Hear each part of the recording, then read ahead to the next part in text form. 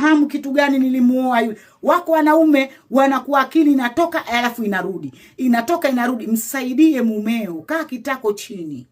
Dada yangu, elekea kibla, muombe Mola wako. Huyo mwanaume kachukuliwa kiakili kwa kutumia huu unga wa Black Mamba pamoja na unga wa ndere. Unachanganywa huu, halafu akafanyiwa huyo bwana, akawa sasa anazuzuka na yule mwanamke wa nje, akamsamini, wewe ukashuka samani. Kitu kidogo tu kinakuja kuvunja ndoa zenu, na nyinyi kutokana na lile dudu limemvaa yule. Kwa hiyo wewe unaingia vitani na mumeo bila ya kufahamu. Ama mwanaume unaingia vitani kwa mkeo, ukamfanya mke kama adui, kwa sababu yule mwanamke wa nje unayefocus naye ameshakumiminia unga wa ndere uliochanganywa na unga wa Black Mamba. Hivi vitu ni very easy kuvitoa katika maisha yako na ndoa yako ikakaa sawa. Usisubutu kuona ndoa yako iko katika matatizo ukanyanyua mguu kwenda kwa mganga, unakwenda kumweka bondi mumeo. Na wewe unakwenda kujifunga kutokuolewa tena, kwa sababu unataka yule umkomeshe. Sawa, yule utamkomesha, lakini yule anayekukomesha mumeo ndiye sasa atakaye kuondolea riski zote ambazo zinataka kuja kukuoa, zinakaa pembeni kwa sababu uko kwenye mkataba wa kijini. Na yule mwanamke anayekuvunjia ndoa kwa kutumia unga wa Black Mamba na wandere, akaja akakupulizia, yule ndoa ile anakuwa hana raha nayo. Muda wote jina lako linatajwa katika ile ndoa. Kitu kidogo, aliyekuwa mke wangu alikuwa hapiki hivi, aliyokuwa mke wangu alikuwa mashallah, anapata maudhi katika ile ndoa bila wewe mwenyewe kujua nini kinaendelea, kwa sababu zile dawa zake zilimuozesha yule mume, lakini yule mume hakuwa tayari kumuoa yeye, si akili yake. Kwa hiyo madamu si akili yake, saa zote kichwa chake kinakuja jina lako. Ukisikia ex haja move on, sio kwamba haja move on. Yule ex aliondoshwa pale kwa madawa. Ulitumika unga wa ndere uliochanganywa na wa Black Mamba. Akachukuliwa yule mwanaume. Kwa hiyo mwanaume yule anakuwa kwenye ndoa ile, anakuwa saa zote lile jina na hadithi za mke wa mwanzo haziishi ndani ya ndoa. Kwa sababu uliolewa kwa kutumia nguvu za kijini, ukamchukua yule mwanaume. Kwa hiyo mwanaume yule anakuwa hana raha, neema yote inaondoka. Riski kama mke wa mwanzo alikuwa na maisha naye, ama mke mkubwa alikuwa naye maisha mazuri, wana majumba, lakini hafla vitu vyote vikatoweka, ni kwamba yule aliyoingia katika ile ndoa kaja kaingia na kaweka rehani. Kwa hiyo anapoweka rehani, vile vitu vyote atakapovikuta pale vinachukuliwa, vinadhibitiwa kwenye utawala wa Belizababu wa kijini. Kwa hiyo ile ndoa inaanza kuingia kwenye misukosuko, haina mapenzi, lakini kashaiba yule mume, hana raha naye tena yule mume, kwa sababu vile vitu alivyovikuta katika ile ndoa vinakuwa viko kwenye utawala wa shetani, kwa sababu alikwenda kuweka bondi maisha yake ili avunje ndoa ya mwenzake aingie. Waume wanao wake wawili, wake watatu, na ukimwangalia habadiliki, maisha yake yako vile vile, muulize kulalamika. Lakini ukitizama background, ana wake watatu mpaka wanne. Wengine wamejiozesha wenyewe kwa kutumia madawa waolewe. Pengine katongozwa kidogo tu, kavutia, wanapaka dawa zao, kuna mafuta wanapaka, akipita hivi mwanamume anazuzuka hivi. Wenyewe wanakwambia one chance one goal. Akiombwa namba, shughuli imeisha pale pale. Ile namba utakayoitoa ndio inakumaliza. Jamani, msipende kutuma voice note kwa mwanamke unayemtongoza. Usipende kuposti, yani kuposti voice note kwenye WhatsApp kwa mwanamke ambaye umemtongoza ama mwanaume aliyekutongoza. Voice note siku hizi ndio zinazotumika.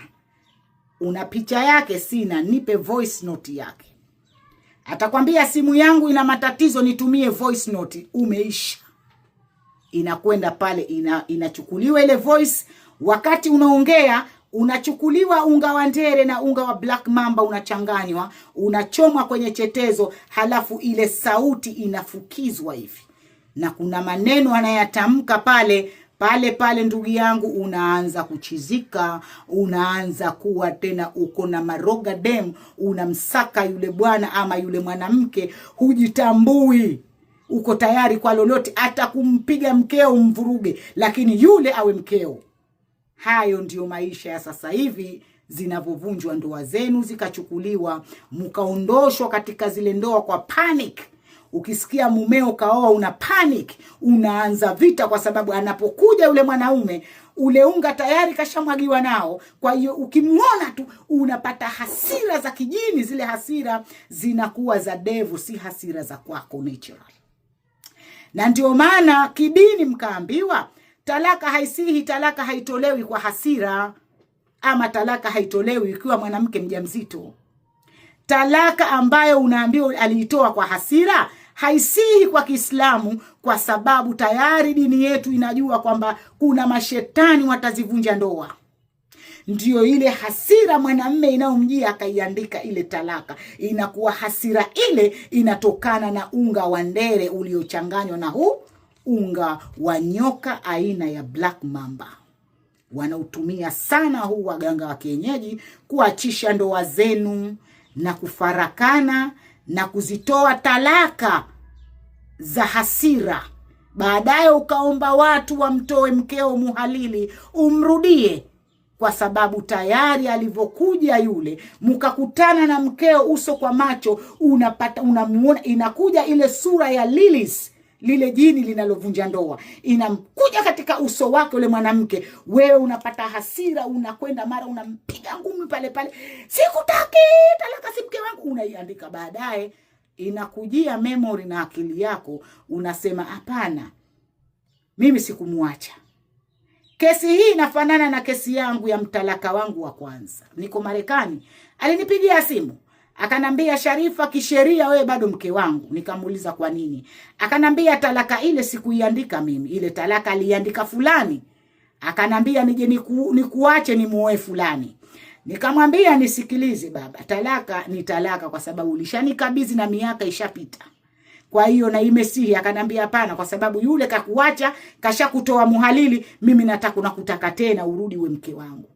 Kwa sababu talaka sikuiandika mimi. Ile talaka mimi nilivyopewa, nilimwambia pale pale mzazi wangu, haya sio maandiko yake, haandiki hizi hati, hii talaka kaandikiwa hii. Mzazi wangu, yani ni mama yangu, akanambia sheria ya dini, talaka ni talaka. Madamu kashakukabidhi kwa mkono wake, basi ni kwamba kashakuacha, kaandika yeye iwe hajaandika yeye, hiyo tunaihisabu kidini ni talaka. Baadaye yule mwanamume alikuja akalia, akasema ile talaka hakuiandika yeye. Aliyoandika ile talaka sasa hivi ni marehemu, na yeye haitambui. Ananitaka nirudi niwe mkewe. Nikamwambia hicho kitu hakitawezekana wa Tanzania. Mnajua kwa nini? Kwa sababu bila nilivyokuwa nikimkuta yule mwanamke kwenye vizingiti vyangu, alikuwa na masharti na madawa yake kwa ajili ya kuja kuvunja ndoa ili apate ingie yeye. Na alipoingia kwenye ile ndoa, kwenye maofisi vile vile ule nilowaonesheni, na huu ule una power, ule hauruhusi kukaa ndani, hauruhusi kabisa. Lakini huu unaruhusiwa, kwa sababu huu mpaka utakapoamua kuutumia. Ule hata usipoutumia hutaki kukaa ndani, kwa sababu utawafuza nyumba nzima. Sasa huu wa Tanzania, wale ambao mmekwenda kwenye kazi zenu mkaumwa viuno, mkapata miguu upande mmoja, ukaumwa stroke za upande mmoja, miguu kuvimba, mkapata zile ngozi zenu mkamnawashwa kama vile mmepata eczema. Kuna maradhi yanaitwa eczema, yanakuwa unapata unawashwa miguu, unatoka vipele ama mikono, kama mtu kakupa zawadi ama umepeana naye mikono, kwa sababu wanajipaka alafu akakupa salamu alaykum. Na ndio maana vile vile Kiislamu wengine hawasalimiani wakapeana mikono. Anakwambia nina udhu, hautaki mkono. Wengine wanakuwa hawana udhu, hataki tu. Hata Marekani nimeona wa Marekani weusi baadhi yao, ukimsalimia ukimpa mkono anarusha mkono, anakuambia no. Ama ukimshika bega vile vile anachukia, anasema unamkabidhi spirit yako, bad spirit unamkabidhi. Kwa maana hiyo anakuwa anapaka ule, wanauweka huu unga, akikushika bega akakuita jino bas kashamalizana na wewe. Vile iko hiyo. Wana tekniki nyingi sana hawa watu. Nadhani mloko kwenye ndoa mshanielewa mpaka hapo. Kuweni makini na ndoa zenu, waume waliooa wake wenza, nyie mloolewa uke wenza ambao mmeingia katika hizo ndoa, na wale ambao mmepokea wake wadogo, waangalieni vizuri, angalia movement ya mume wako, usipanic. Sasa wewe tumia technique ya kumweka sawa mumeo kimentality. Wanakuwa wanachukuliwa au kinini hii kimazingara akili zao. Kuna ndoa ambazo ndoa zenyewe hasa mpaka Mwenyezi Mungu kazikubali, mwanamume amesharuhusiwa mpaka na mkewe, mume wangu engeza mke. Na ndio maana ukakuta ndoa zile wale wanawake wanakuwa marafiki, kwa sababu mwanamke mwenye alimruhusu yule. Wale wanawake wanaolewa mwanamume akafanya siri, akaficha, na siku akaja ikajulikana, anaruka anasema mke wangu bilisi tu, yule kachukuliwa kiakili, ulitumika huu unga. Sijui mtanielewa ama ndo mtanona nishakuwa kichaa, maana nyinyi watu wa Easter hamuamini la muazini wala la mteka maji msikitini. Nyie kila kitu mnachukulia haiwezeka. Mimi nakwambia ni vitu ambavyo tayari nina research. Mimi kazi yangu kubwa, mimi mtu mkubwa wa Tanzania. I wish siku moja muje munitambue who I am. Mtu mmoja hatari kwanza. Alafu nazijua tekniki zote wanazozitumia majini. Najua tekniki zote zinazotumika kwenye kiuganga kuvunja mahusiano ya watu, naelewa. Na nitakuja kufungua grupu la kuuza mwani. Grupu hili nitakapouza ule mwani, nitawapa maelekezo ya kuutumia ule mwani kuondoa ile spiriti na kuvimbisha mwili, na vile vile nitakuja kukuelekezeni jinsi gani ya kuhendo ndoa hizo ambazo sasa hivi zina mikiki. Ndugu zangu wa Easter, ukiwa uko katika ofisi, ukiingia tu kwenye ofisi mguu na kuwasha ama umekuvimba, mikono na kuwasha, umetoka mapele kama ya eczema, umevaa nguo ikaanza kukuwasha ukatoka mapele kama ya eczema, ukivaa viatu ukaanza kuona miguu na kuwaka moto, ndugu yangu, umewekewa unga wa Black Mamba uliochanganywa na unga wa ndere. Na kuna unga unaitwa shilwa samaki aina ya shilonge, umixiwa ukaja ukapulizwa kwenye ofisi yako, unaacha kazi unakwenda zako. Ziko mbinu za kufanya. Ukawa ukiingia ofisini, mimi najua lile jambo linamrudi mwenyewe. Yule alofanya lile tukio, unakuja kushangaa anaacha kazi yeye mwenyewe. Ama unakuja kushangaa ule mguu unamuasha yeye, unakuja kushangaa kile kichwa kinamuuma yeye, unakuja kushangaa eczema inampata yeye, unakuja kushangaa stroke anaipata yeye. Nazijua mbinu hizo back to back. Yani ukinipa na kurudishia mzigo wako. Mimi ndo maisha ninayoishi kwa sasa wa Tanzania. Sikudanganyeni. Be honest. Na maisha yangu yako amazing. Kitu asikwambia mtu sijui harogeki, tunarogeka. Watanzania, Mtume aliteremshiwa kitabu, na kitabu hichi kuna aya za kujiokoa katika mambo hayo. Basi wallahi alirogeka na akashuka Jibril akamsaidia.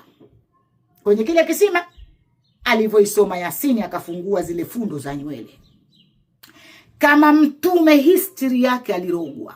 Majini wapo, uchawi upo, na tunarogwa. Watanzania, narogeka si kama sirogeki, lakini nina notification. Ni mtu mmoja naishi kwa machale, na naishi kwa kuchagua marafiki, na naishi kwamba rafiki nikiwa simuelewi nampiga black, yani namfungia vioo, na kwa automatic damu zetu zinakuwa zinakaa pembeni, na kwa tayari ni shamskani kama Amsterdam. Hata kama ana kitu kibaya anatembea nacho bila yeye mwenyewe kukifahamu, kile kitu mimi sipatani nacho, na stay away like this. Hayo ndio maisha mimi kwa sasa ninayoishi. Naweza nikafikwa na jambo overnight, asubuhi nikiamka naliweka sawa, naendelea na shughuli zangu. Ukipiga simu na mambo yako mazito shata, simu yako naielewa, mimi nakuwa na kuitikia tu.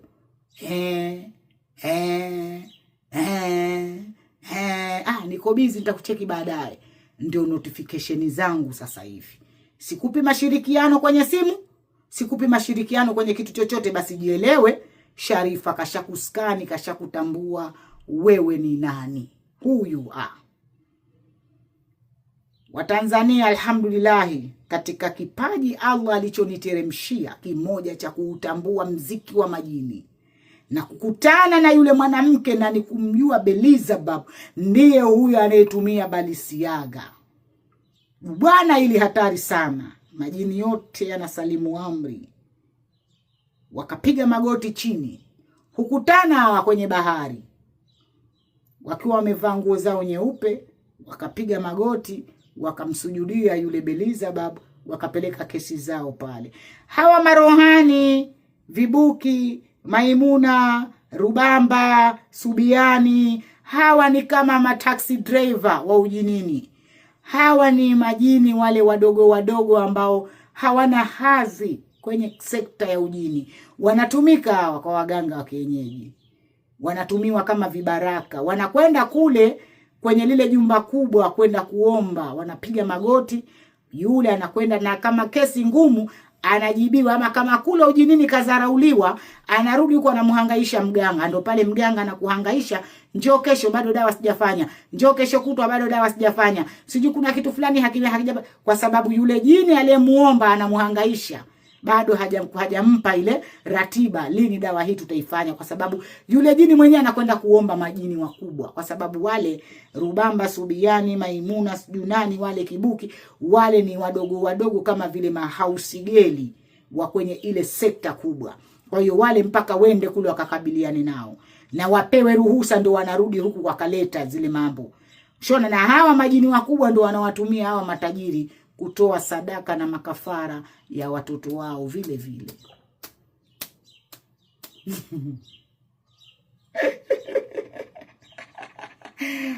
Nimecheka kidogo tu kuonesha meno, kwa sababu toka nimeanza story sijaonesha meno.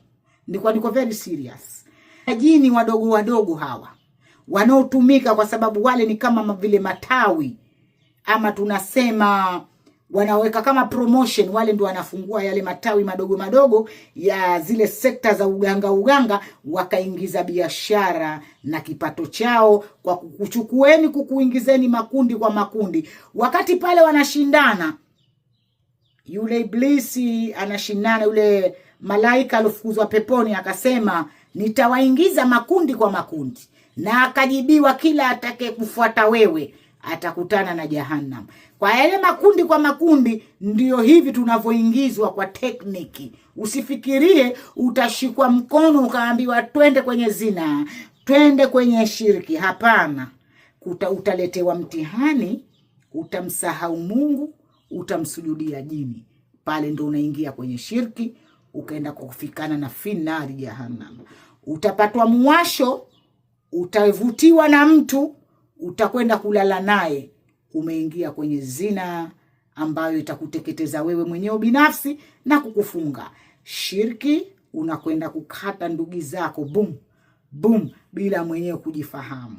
Ina ufukara, ina nuksi, ina mitihani. Hata kwenye ndoa kama ulitumia shirki, ndoa yenu itakuwa ya misukosuko mpaka vipato vyenu vitakuwa ana mushkila. Mwanamke anayemvunjia mwenzake ndoa akaingia yeye, maisha yake Allah humpa mitihani ya ile ndoa, kwa sababu Mwenyezi Mungu hayuko radhi na alichokifanya. Ndoa ile alimpomkuta yule mwanamume ana magari, akamkuta na maisha yake vizuri, yule mwanamume vile vitu vinampotea vyote. Magari anapata accident, majumba anayauza, mara anapata kesi mahakamani, mara anapata maradhi. Alimradi yule mwanamume anaingia kwenye mashaka, halafu yule mke aliyeachwa anaanza kupewa taarifa kwamba aliyekuwa mumeo kafikwa na mtihani fulani fulani fulani fulani. Yeye anabaki ndio Mwenyezi Mungu kaamua, amesilikana akanifukuza, angalia Mungu anapomlipa. Hapana. Yule aliyeolewa, dada aliolewa kwa nguvu za unga wa Black Mamba pamoja na Wandere, aliyokwenda kufanya lile tambiko, akaivunja ndoa yako, akaingia yeye. Kwa hiyo anaingia na lile jini lililokwenda kufarakisha ndoa yako. Lile jini linakwenda kujilipa zile mali, anazichukua anazipeleka kule kwenye kikosi cha kinabe Beliza babu. Mali zile zinakwenda kuuzwa, zinadoneshwa, yani zinachukuliwa. Sometime zinafanyiwa charity. Majini wanatoa sadaka ya charity. Sadaka iko hivi ya majini, vinauzika vile kwa njia tofauti wanaojua wao. Zile pesa ambaye yule atakwenda kuomba kule, anakabidhiwa yeye, unamkuta anakuja anakupa vitu, anakupa. Ogopa sana mitaji ya kupewa hii. Hii mitaji mnaopewa ni matawi ya mashetani yale. Matawi yao, ukaambiwa mtaji ni kwa maana hiyo pesa yule kaelekezwa kuletee wewe uingize kipato. Mara nyingi waliofunguliwa maduka biashara na wanaume ama na maisha yao, tuna watu wakaekwa pale, unawakuta watu wale hawana hisabu. Kama ushawahi kuchunguza, wanakuwa wanauza biashara, wanauza mtaji, hawana faida. Pesa inapatikana, faida haionekani. Inanunuliwa vitu vikajazwa pale, pesa haionekani, kwa sababu ile pesa ya ile biashara ishachukuliwa na Beliza babu na utawala wake. Kwa hiyo wewe pale uko kama kwenye kazi ambayo unatumika bila mwenyewe kujifahamu. Duka unauza, biashara unafanya, unauza mtaji. Wewe unapata hela ya kununulia vitu kujaza tena, lakini pesa huioni ya wewe kuenjoyment, kwa sababu washaichukua wenye wao kimazingara. Hivi vitu ninavyoviongea sijachanganyikiwa, ila wewe unonisikiliza ushajiconfuse. Vinisikilize kwa umakini, utanielewa pointi yangu. Mulokabidhiwa biashara, sijui mjomba wangu kanipa magari, mjomba wangu unaweza kama mjomba wako kakupa magari lakini ukasikia mkweo kafa. Inawezekana mjomba wako kakupa magari lakini baba yako akakatika roho hafla. Wanakuwa wanajilipa wale. Unakuja kutolewa sadaka familia, ama ile pesa unayofanyia biashara. Wewe unafanya biashara inakuuma, una fight the best, lakini unapata mtaji tu kununua tena bidhaa, lakini hupati faida. Ukaona raha ya kile kitu unachokifanya, unabaki kulalamika na kuanza zile dua za kuchinja. Ile dua unaoifanya pale umeamrishwa psychological. Hapa kuna watu watanielewa, lakini kuna watu hapa nitawaacha mbali. Wanakuconfirm, wanakuletea notification. Ita pale patachinjwa, anaelekezwa pale. Sasa Beliza babu kwamba biashara huku ina msukosuko kidogo, huyu analilia naye anataka chochote. Sasa tunafanya je? Ndio pale unaambiwa chinja, panakatwa damu, tayari unaambiwa na hii sadaka kampe maskini, kampe nani. Ile ni amri imetoka kwa aliyekupa mtaji, ambaye ni ujinini, ni Beliza babu. Ile si akili yako sasa unaoifanya pale. Ile akili umeelekezwa, fanya hivi ili biashara yetu iwe nzuri. Kwa hiyo vile biashara ikiwa nzuri, wateja wanaanza kuja, kwa maana uliletewa wale wateja. Kwa hiyo wanachukua faida yao, unabakia na mtaji, ambazo pesa utakazonunulia bidhaa ukaingiza tena pale kwenye lile duka. Watanzania mmeifahamu hii pointi yangu, ama nimewaacha mbali nivue miwani? Naomba ncheke kidogo.